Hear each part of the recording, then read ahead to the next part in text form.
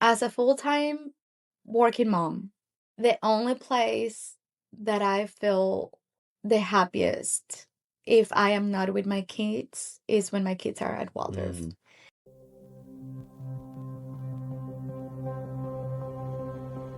So, Leo, you're the first parent that we've had the pleasure of talking with here in these interviews.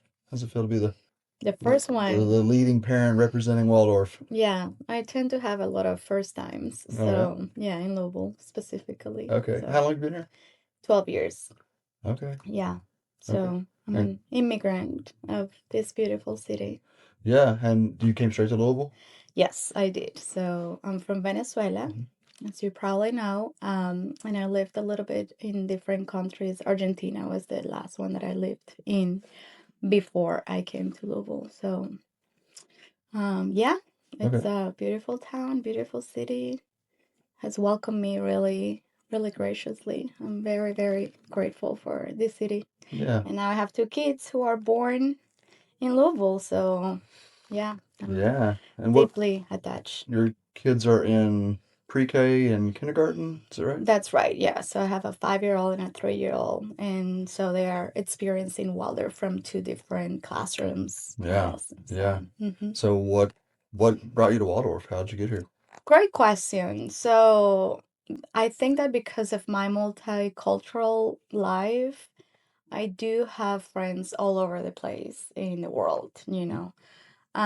Many people from Venezuela have actually left Venezuela, and then I have met many people from Latin America, and so every time that I would talk to my friends and I would ask them like, how are the kids? Where are they going? Like, I would say 4 times out of 10, I would have friends telling me that their kids were at Waldorf. Really?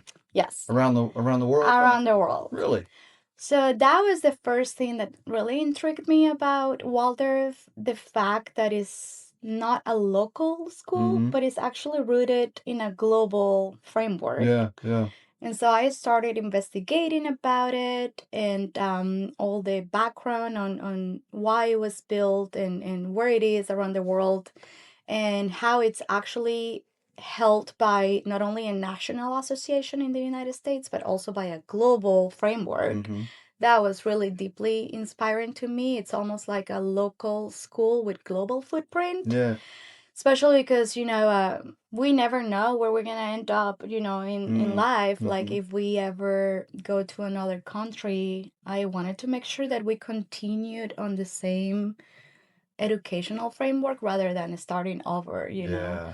So then we kind of like did a tour, and we fell in love with just the simplicity of the life at Waldorf.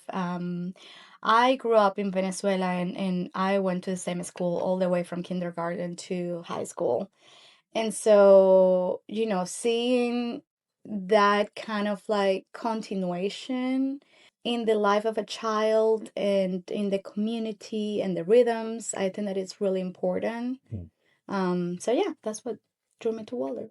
Wow, that's a very thoughtful approach, like considering international um, context Mhm. and whether or not you decide to move to be able to have that through line for your children. So, like, from what you studied or understood about Waldorf coming into it, what's your direct experience like now? Yeah, so one thing that I would say though is that I believe that this is a journey that you as a parent have to sit down with your partner if you have one and kind of like write down what the values are in your family. What are the things that you really want to pursue when it comes to education about your kids? Because that's really going to guide your decision on where to go, right? And so, especially in a blended family and multicultural family, we might have assumptions about what we want from Mm, life. mm, That sometimes if you don't sit down and actually talk about it, it's like, oh, we were in like different headspace. So my partner and I were very much in the same kind of like page about what we want from education for our kids. So that was very helpful. But So we came to Waldorf, and I will tell you the things that drew us to Waldorf first after, we analyze the framework and all of that, and I will tell you how we are now experiencing those things. Okay. So for both my partner and I, it was important for our kids to be in nature. We toured multiple schools, multiple daycares, I would say too, because, they were like Hmm. little ones. And it shocked me how little time the kids would spend outside.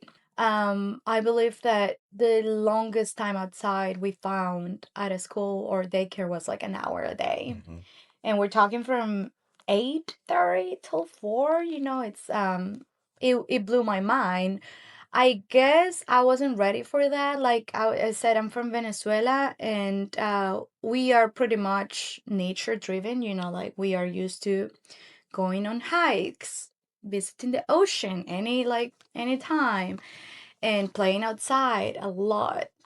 So for me, it was really important, and for my partner too, that they would spend time outside. And that was the first question that we asked about Waldorf live, was how much time they would have spent outside, and it was something along the lines of 3 hours or something like that. So that was the first yes for us. The second thing, that even though we have small kids, we are already planning for the future. And the small kids meaning like younger kids, was around technology. Okay. So we as a family have decided that if we can keep our kids isolated from technology to the extent it's possible, then we want to pursue that. Again, this goes back to what are your values as a family, what Mm-hmm. do you want to pursue, and then execute on those values. So for us, technology free was very important. And if you have seen Waldorf's approach to education, you know that it's a screen-free environment. Mm-hmm. And so that was very important for us. So checked. And then the last thing that I would say is something along the lines of community and seeing you as a parent, not as a parent and only person responsible for the well-being of your child, but almost as part of a system that enables a child to Mm-hmm. be a happy child. Yeah. What I mean by that is, you know, um, we need support just as much as the kids do. You know what I Right. mean? And our experience with Waldorf has been not like, oh, your kid is doing this, you need to come back from home with all of these checklists already. No, it's Mm-hmm. been, how can I support you as a parent to enable your kid to do X, Y, and Z? Or how are you doing? Mm-hmm. Waldorf is built in a community perspective where, not only the teacher of your child is going to be giving you tools to better parent your kids, but also the other parents in the community association, the faculty overall, they are all seeing you as a parent who also needs help. Yeah. So I wasn't expecting that. Mm-hmm. And it wasn't only until we began the Waldorf journey that we felt so helped by the community. And then as an immigrant, the last thing that I would say is, I mean, multilingual and multicultural exposure Mm-hmm. for little kids, especially and growing up, is critical for me. I didn't realize how much important it was for me until I lived a few Waldorf events, and that I realized, oh, like I am welcome here. Like Mm. they are welcoming me to read a book in Spanish, or like Oh wow. Yeah. so the celebration of different cultures and languages, and the fact that we have our kids starting first grade taking Spanish. Mm-hmm. I mean, Mm-hmm. we provide Spanish lessons for all of the grades, and that's critical for me as a person who talks to their kids in Spanish at home. And then, for pre-K and early childhood, we have celebration of culture. So I have come to the class and Mm-hmm. made arepas for the kids. Oh neat. Yeah. I have come and read books in Spanish, sang songs in Spanish, and that just Yeah. normalizes, at least for my kids, and I'm sure for other kids too, the fact that it's normal to speak another language, you know? Uh, it's an enormous detriment in America that we aren't multilingual. Mhm. It's Yeah. yeah. So yeah, that's yeah, I just gave you a lot of Yeah, but I info. mean that piece there that you're speaking of, I haven't even I mean I've experienced it, but I haven't thought about it directly how much support I feel like I get as a parent. You know, Hmm. how have you seen yourself change as a parent since Oh, starting? I mean, so much. I think that not only from a cultural perspective, but also from a generational perspective, you know, we're trying so much to improve things from our past that we don't want to replicate in the future in our kids, but we lack tools, Mm-hmm.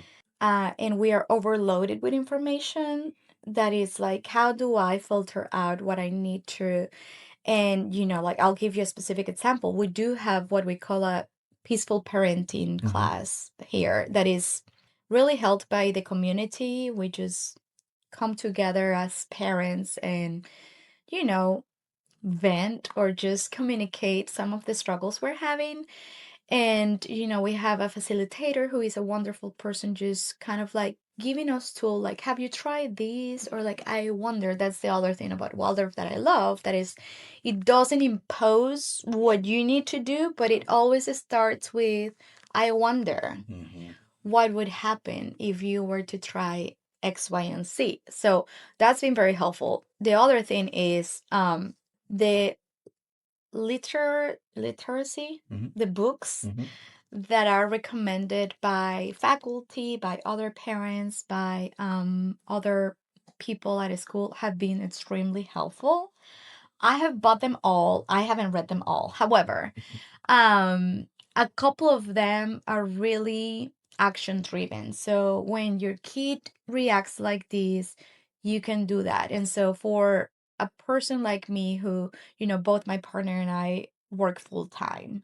So we want to show up the best for our kids, even when we are tired from the workday and all of that. So having these tools that just tells us like little nuggets of like, here, you don't have to read the entire book to just have a better conversation. Just go to this page and Mm-hmm. read that story to our kids. So that has been so helpful. And I have found myself singing. You know, I love music, and I typically just like use music for everything, but like me myself singing, you know, or like lighting up a candle to wake up the kids in the morning. Mm-hmm. Little things that are just like, it's almost like you're also reparenting yourself, 100%. right? Yeah. It's like there is a part of me that feels so inclined to receive this level of care that I wish Mm-hmm. I have Mm-hmm. as a 5-year-old. And so I'm gonna lean into it, Yeah. even though it's for my kid, it's also for me. Oh, that's so true. That's so true. Isn't that crazy? It's amazing though. I mean, I truly feel like the school is as much for the parents as it is for the kids. Maybe not as much, but I just get so much out of it. Mm-hmm. And so, you know, your kids were coming in, well, your son came in first year of kindergarten, right? Mm-hmm. And so you don't really have a comparison from what maybe he looked like going to public school and then coming to Waldorf. We saw that for our son, how drastic of a shift it was. But I'm curious, like, what have you seen in your son that helps you know that you made the right choice for him here? Yeah, so we are a blended family, so we get the view to the public school system as Oh, well. that's right. Yeah. Mm-hmm. Yeah. Um, you know, again, it depends on like what your family values as important. Like there's not like naming right or wrong. It's just like this is what we want to where we want to put our energy. Hmm. But so for we have the comparison too from daycare because they both Okay. attended daycare. Okay. Um so first of all, I would say my kids were scared of touching worms. Okay? Which I'm like, no, we cannot do this. Like, you have to touch worms. And like, butterflies and Right. birds and Yeah. like all kind of animals. This is the way. So, when they were like 2 or 2.5 and they come and tell me like, ooh, yeah, I got warm. I'm like, no, we have to work on this. You just no. So, like I gave them 6 months at Waldorf and they came back. Not only do they now touch worms, but they collect You get a worms. worm farm. I was like, I mean, we're like fully in nature, like dirt. Like my daughter was scared, like it's too dirty. I don't want to get dirty. Now it's like Yeah. all muddy and she's the happiest ever. It's it sounds like silly, but it's like so basic as to grab the dirt and know what it feels like in your body, that sensory, input where we come from, right? Yeah. Yes. I mean, It only sounds silly because it's become so far removed from who right. we are as a Yeah. culture generally. Yeah. Uh, yeah. Yeah. And so the other things that I have seen is they're really close together. So there has been this beautiful engagement in self-directed play Hmm. that comes naturally in both of them, and also the way that they engage together to create stories and build the stories. I mean, my 3-year-old is, 5 p.m. every day, and she's like, story time. And she calls Luca for her stories, and then she puts the blanket and brings the stuff. Like she is absorbing what the rhythm in the Hmm. classroom is. Hmm. The other thing that I would say is, how they say that kids learn through play or repeat lived experiences through play. Hmm.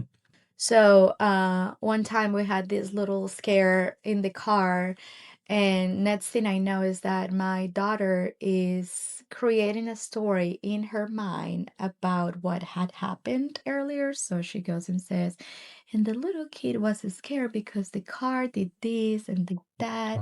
So she's telling the story in her mind to her toys about what happened earlier. I think that allowing the kid to experience life and then re-experience it through play rather than, oh no, we just had this scare, let me just turn on the iPad and show you a Oh, movie yeah. so you can Yeah. repress all of those feelings of fear. They need to let it out. Hmm. And the way that Waldorf allows kids to be creative through storytelling and through self-directed play is important to process our emotions and our experiences in the world. So it's just beautiful. Yeah. Yeah.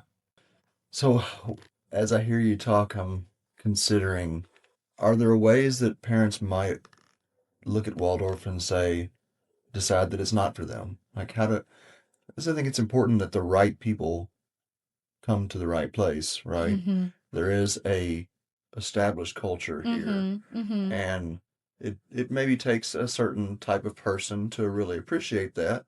And I just have found myself wondering, like, how can we help people know that maybe Waldorf isn't for them so that they don't invest, have a different idea of it, and then be disappointed? Yeah, I think that if I were to think of that question maybe the other way around, it's like is Walter for me, but more what am I willing to change in my dynamics with my kids that Mm. Waldorf is going to support me in doing so. Hmm. What I mean by that is say that you are screen heavy today and you would like to move away from that and just kind of like maybe welcome a more nature driven childhood for your kid, and you're just looking for ways to do that in an environment that is going to support you, then Waldorf is the right choice for that, Hmm. right? Hmm. I think that one of the things that is really important for me to mention as an immigrant and as a minority group, I would say, is that Waldorf has been very welcoming of all families, regardless of your race, ethnicity, gender, sexual orientation. And so this is how the world operates, right? Like if you want to keep a little bubble in your kid that is just one way to do things, one way to love, one way, then this is probably not the right place for you, because at Waldorf we welcome, like I said, all of these components in life.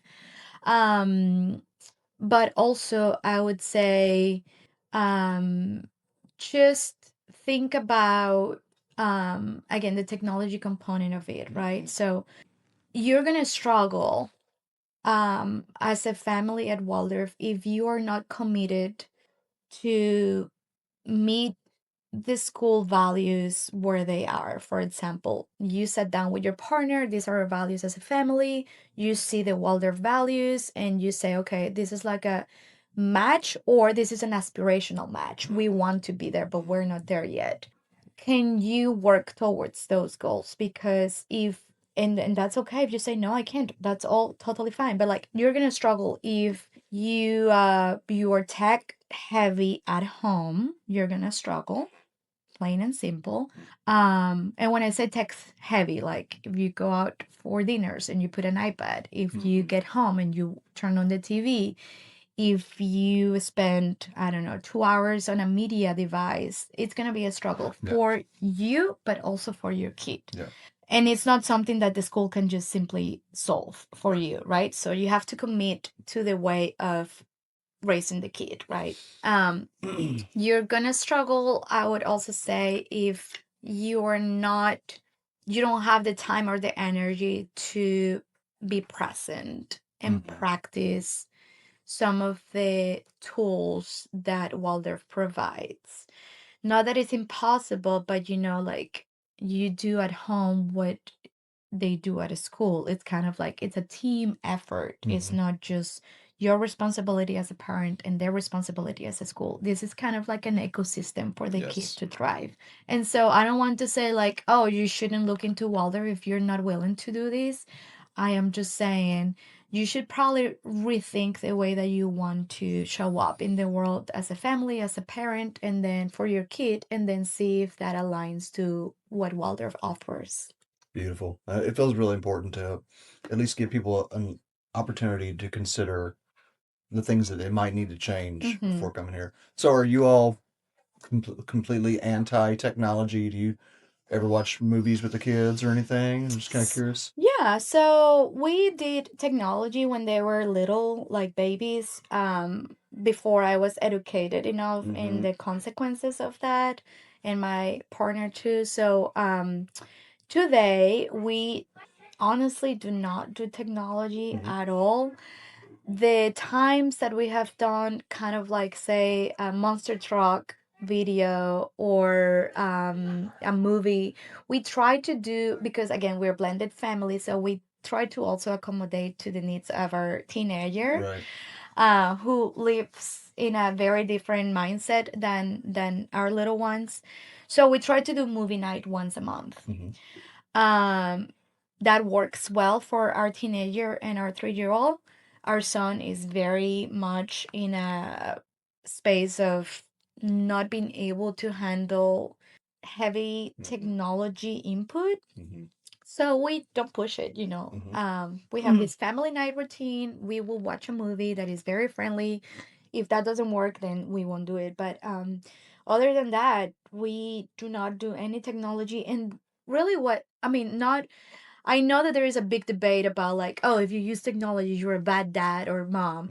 If you don't use technology, you're a hippie. Like Right. I feel like there is like this polarization of so many themes in the world that is like, let's just like find a common ground. Like you gotta do what you gotta do. Okay, that is absolutely true, and it's also true that you also have to push yourself a little bit. Yes. Like, sure, I want to have a peaceful meal, and probably having a 10-minute video on is going to allow me to have a peaceful meal. But what are the trade-offs, right? So important. What are the trade-offs? Oh, I'm having a peaceful meal individually speaking, but I am not engaging with my kids on the tradition and culture of sharing a meal together, for example. And there's like very recent research that's coming out now about how technology rewires the brains of really young children. Yeah.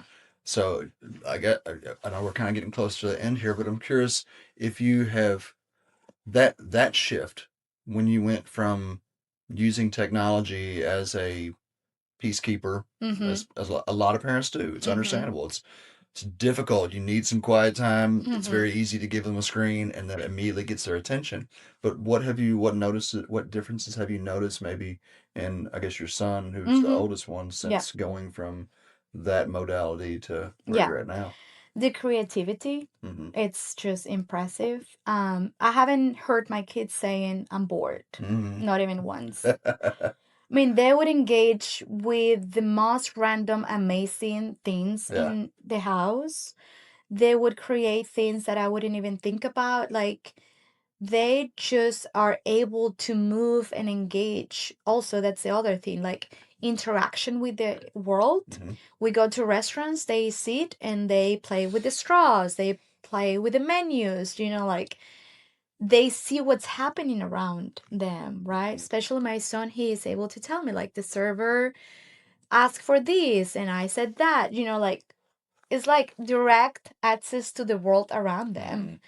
Mm-hmm. So I would say that the creativity and the also I would say I did the experiment and I tried kids having access to screen as like little ones, and then see what the impact was in the reaction when you turn it off. Mm-hmm. I mean, it was like you just took away a chocolate when you were about to eat it. Mm-hmm. It was like the way that they couldn't compose themselves, like the Mm-hmm. way that they would just melt down because they didn't have the capacity to just let it go. It's almost like an addiction type of thing. 100%. So that was scary for us, and we were like, yeah, it's definitely worth it just to minimize access to it. For Mhm. sure. I mean, there's a little bit of a hump to get over there, but once you do and you get past that and you see how much happier and healthier your kids Mhm. are, and then we are as parents, Mhm. I don't think there's any going back. And we're not teetotalers, we watch a movie. Mhm. We're about once a week is what we generally do. In the summer, it's nicer outside and weather, than we won't watch that much. Mhm. But there's a balance to be had in all these Yeah. things. So last thing I would ask you is, uh, a parent that is considering Waldorf for their kid, what would you say to them? I mean, I'm gonna tell you this. As a full-time working mom, the only place that I feel the happiest if I am not with my kids is when my kids are at Waldorf. Mm, From a caring perspective, from an environmental perspective, from a food perspective, mhm. from a play perspective, like I felt terrible when my kids were at daycare and I was working. I felt like I wasn't giving them the best care Yes. that I could. I mean, I did what I could with the tools that I had at the time. But as soon as my kids were ready for Waldorf age-wise, Hmm.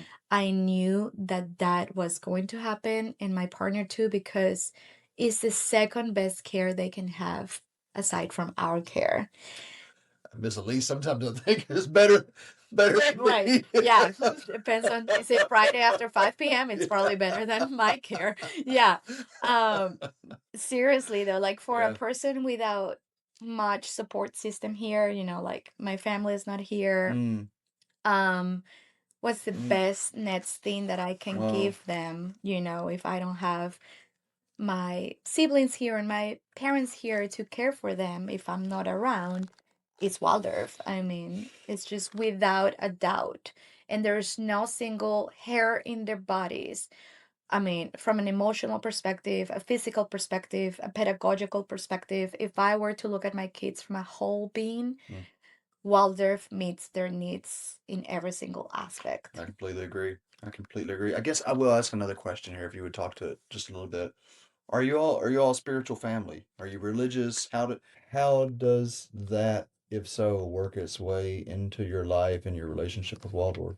Yeah, great question. What that means is we do not identify with one religion. I did something that my partner really like, and we're trying it a little bit in our household, which is we have been exposed to so many religions growing up, right? I was raised Catholic. My husband had access to a few other religions from his mom's side. And then as an adult, we have been practicing Buddhism as well as some other, religions. So what we decided to do more recently was, why don't we pick the best of each religion Hmm. and the best traditions of each religion and try to build a foundation for our kids to know a few principles that every single religion holds, which Hmm. are: there is something greater than ourselves, there is a God, you can call it God, universe, force, virgin, whatever terminology you want to give it, but that is guiding you and protecting you and just loving you unconditionally. And then there are these earthly traditions that are going to make you grow in a space of there's a greater good. And so we celebrate Shabbat Hmm. every Friday, Okay. and we also celebrate Easter, Okay. and we celebrate Christmas, and we celebrate Ramadan, and we celebrate many things. And when I say celebrate, not on a from a place of like, well, that's offensive. You are not Right. Jewish to Right. celebrate Yeah. Shabbat. Sure, we believe in the tradition that is serving people who believe in that.